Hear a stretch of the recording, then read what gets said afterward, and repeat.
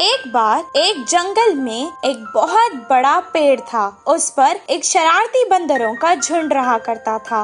वो शरारती बंदर हमेशा खाने की बर्बादी करके खुश होते थे। वो आधा खाते थे और आधा फेंक देते थे। कभी कभी वो पेड़ की टहनियों को भी तोड़कर उससे खेलते थे।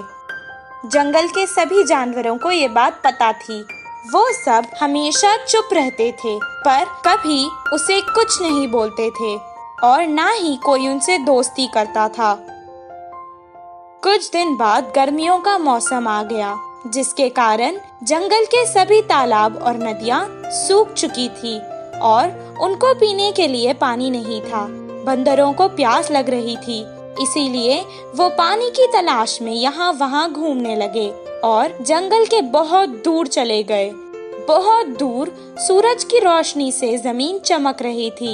ये देखकर बंदरों को लगा कि वो तालाब है और वो वहाँ भागकर आ गए। कुछ देर बाद वैसे ही उन्हें फिर से तालाब नजर आया और वो उस तरफ भागने लगे। पानी की तलाश करते करते वो यहाँ वहाँ भागने लगे। वो थक चुके थे, इसीलिए उन्हें अब और प्यास लग रही थी। उनकी जबान सूख चुकी थी और गर्मी के कारण उनका सर फटने लगा और उनके पैरों में छाले पड़ चुके थे। एक झाड़ के नीचे बैठकर वो आराम करने लगे। एक बंदर ने कहा, अगर मुझे पानी नहीं मिलेगा तो इस कड़क धूप में मैं प्यासा ही मर जाऊंगा। दूसरे बंदर ने कहा, क्या करे, हर जगह हमें पानी तो नजर आता है, पर जब हम पास जाते हैं वो गायब हो जाता है। वहीं पेड़ के पास खड़ के एक हाथी उनकी बातें सुन रहा था।